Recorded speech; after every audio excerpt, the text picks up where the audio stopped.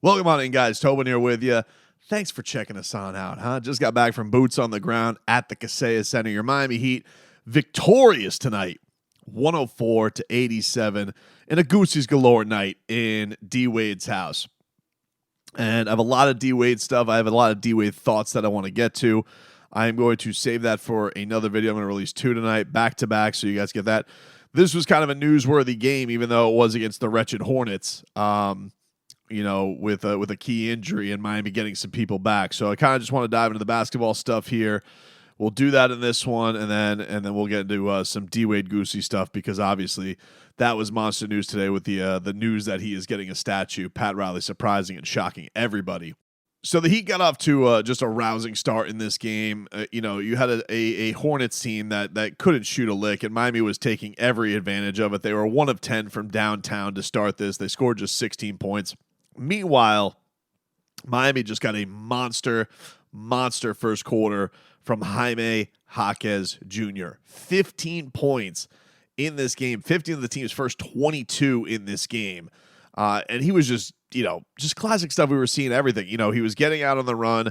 There was, the guy just has such hustle for him, just seems to find in great plays, because Haywood Highsmith had a great steal and would find Jaime Jaquez for a jam, and he would get out of the run, and Tyler Hero would find him alley-oop for a layup. He had one where he's just in the right place, bam, and Tyler have some great movement, boom, there's Jaime making the right cut, and he's there.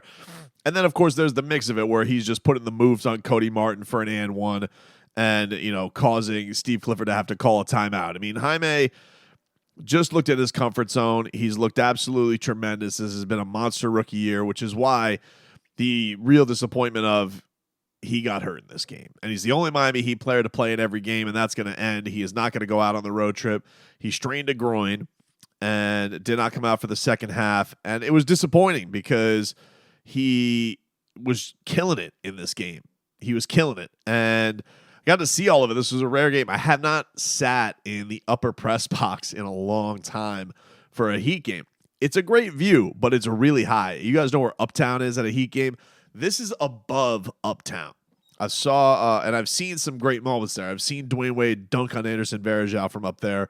But today, I was just watching Jaime Jaquez's footwork just go to work on the Hornets and give them everything. And you knew this was going to be an interesting Hornets game. And Spo even talked about this, where he said he was worried about the idea of this being a trap game for Miami. Here was Spo. Yeah, it was a professional approach. I think we talked about it in the walkthrough meeting, that we wanted to finish this homestand 3-1, and we've played good basketball in this homestand. Even in the loss, there were a lot more very good winning moments than there were moments that can go the other way. We just happened to lose that game by a team that played better. But this was potentially a trap game. And we have guys coming back into the lineup. We have guys that are going out of the lineup. It potentially can be an emotional night, celebrating Dwayne. You just don't know, which way it could potentially go, and it's a back-to-back. So I thought the approach was terrific, and, everything was generated, particularly in that first half, from our defensive efforts. I thought that was interesting from a couple of standpoints. One, I think Spo echoed a lot of what I thought, which is I needed the Miami Heat to go 3-1 on this on this homestand. They lost what was the toughest game when they lost to Oklahoma City, but with some good competition with the Rockets and the Magic, you would want to get 2 out of 3 in those first, and then you just felt like this is the one you have to have. And it's interesting because Spo is not typically like that. It's usually respect your opponent, always give everybody your number one effort. And today it was kind of just like, don't blow this, dude. It's the Hornets. And he said there's a lot of emotion, obviously, with D-Wade in the building. And there was that little letdown there in the third quarter, because I believe the Hornets got it to 11. Now, I did go down from the upper press box in the second quarter. I watched second and third quarter in the media room because D-Wade was speaking to the media, so I was just in position to do that. I was cutting videos, and so I'm watching that on the monitor while this is going on, and we're all saying the same thing as it goes in. It's like, hey, the Heat, they're dominating this game. At halftime, they were up 52-31. And you're just hoping at this point, dude, just keep this up, all right? And you had some really cool stuff in the second quarter. Bam Adebayo was just super aggressive, going for, just baiting the Hornets into a ton of fouls. And he had this emphatic slam where he got caught. He got teed up for hanging on the rim. I mean, it seemed a little unnecessary, but is what it is. You don't want to humiliate the Hornets. I get it. Then right after that, Haywood Highsmith, who had a couple of these tonight where he just got these steals and got the Heat out on the run for big breaks, led to a Tyler Hero 3. Then Duncan Robinson, he decided to start taking over as, he's going Euro step to the rim. He is, going, and Duncan Robinson is just lighting them up from downtown. He's just doing it all. There was at one point, his best play of the game was Cody Martin is trying to spin out of coverage. Duncan Robinson snatches his cookies. He takes it all the way down, goes Euro step, and the Hornets call timeout. So really great offense and defense. Defense leading to offense for the Miami Heat in this second quarter to just put it on them. The lead, you knew you were going to get a little bit of a Terry Rozier flirtation. Obviously, he wants to get the hell out of Charlotte. Third quarter hits. The Hornets, you knew, okay, some run was going to happen. You got the Terry Rozier flirtation. Of course, he wants to get the hell out of Charlotte. He's, please, man, please get me out of here, please. And, the Miami Heat, they were able to get that and just continue to extend the lead. Duncan Robinson hit a 3 to give to balloon the lead back up to 20. They go into the fourth quarter. They're up 16. So it's in a pretty comfortable place. Bam, just continues to have so much comfort in that jab step, that spin around, turn around jumper. He's so comfortable with it, and was going to that at key moments. Duncan Robinson hitting big threes. Haywood Highsmith really putting the dagger in this one for good, and that was all she wrote. And Spo, as he said in the clip, refer to this as a very professional win. It was a much needed win to close out the homestand the right way. Now you're going out on the road for Brooklyn, who has kind of had the Heat's number, much to Eric Spoelstra's chagrin. He actually mentioned that in the post game where he goes, so that reporter who once irked him, then the Nets they got that win, and then they got another one against the Heat. They got that win, and then the Nets got him back, and now Spo's like, wants that Nets revenge. So, all in all, great. Tyler returned, looked good. Kyle Lowry returned as well.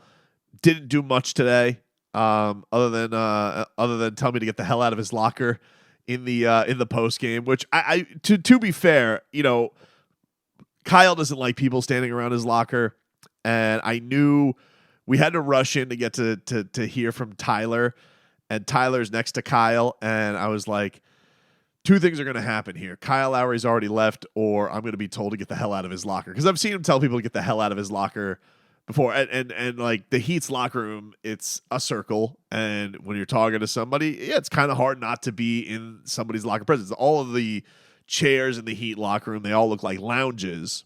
And so that's just what it is. And so I didn't touch his stuff, but I was around his locker, and I had to get the hell out of there. But he, it was great to have Kyle back in the starting lineup and certainly get people healthy. From a health standpoint, the Heat are going to get back Jimmy Butler. He's going to make the trip to Brooklyn. Can't imagine that he's not going to make his debut, even though Spo wouldn't confirm that. Kevin Love is also going to be traveling with the team. He missed today's game. So it sounds like Kevin will be back sometime on this trip. The big news, though, is Jaime. Jaime has the groin injury. Here was Jaime after the game on where things stand with that. How did it happen? How did the injury happen? I think when I was going up for the two-handed, when I went off 1 foot for the dunk and transition, it just didn't feel that well coming when I took off. It slowly started to get worse throughout the duration of the game. And then it was getting towards halftime. I was talking with CB, and we talked it over. He said, I should tell the trainers when to back, and we came to the decision to just shut it down, not try to make anything worse. You had a strain up or anything in the preseason as well. Does it feel similar, or? Yeah, I would say very similar. I don't think as severe as of right now, but a lot of prevention is what we're looking at right now. So that's why I'm at. So not as severe as it was in the preseason, but still, you want to have a precaution with it. Look, he's having an awesome season. I'm sure he'd love to keep an Iron Man streak going, but this is the smart thing to do. The thing that's just frustrating as a Heat fan, it's literally like any time somebody comes back, somebody goes down. And it's usually like a key contributor. And like, Bam, Jimmy, and Tyler have only finished 6 games together. They've only played 8 together. And Jaime is the only guy who's played in every game now. Jimmy comes back, Jaime goes down. It's just, it's a hamster wheel of frustration. And you want to get everybody on the same page to see what this team can be. Do they need to make a move? There's a month till the trade deadline. Let's get going. Let's figure this all out. And so this is a week where, you lose Kyle, you get back Caleb, you lose Kevin Love, you get back Tyler, you lose Jaime, you get back Jimmy. So it's just frustrating that's, the way that this year has gone so far, because you'd love to just get the rotation to be set. Can we get 2 weeks together of everybody playing together? As for Terry Rozier, nice game for him today. He definitely tried to make his impact of the Heat trying to save him and get him the hell out. He finished the night with 26 points to lead the Hornets. And, I get why that would be an intriguing one for the Heat. Certainly, they're to get some more guard offensive punch would not be the craziest thing in the world. But, we'll see. This is, the Heat have been so quiet when it comes to trades. It's hard to imagine them getting in the game for anybody at the deadline just because of their track record lately when it comes to deals. The young guys are playing so good. I don't know if they want to part with anybody. And, what the cost is of getting, a upper tier guy, but not a star, as opposed to holding chips for a star. It's going to be an interesting balance for the Heat. I'm not sure where they go with it, but, for today's standpoint, getting this win, very, very big. And now they got to go out on the road for 2 formidable East opponents. I wouldn't say they're good opponents, but certainly Brooklyn has been a challenge for them. Toronto always seems to be a pain in their ass, and they're going to have a bit of a new look to throw at the Miami Heat. So that'd be interesting to check out before they come back for the UD jersey retirement ceremony. So all in all, TCB, that was the case today. The Heat took care of business against the Hornets. I'm going to do another video to describe all of the goosies that I got over D. Wade Hall of Fame night and the big news that he is getting his statue.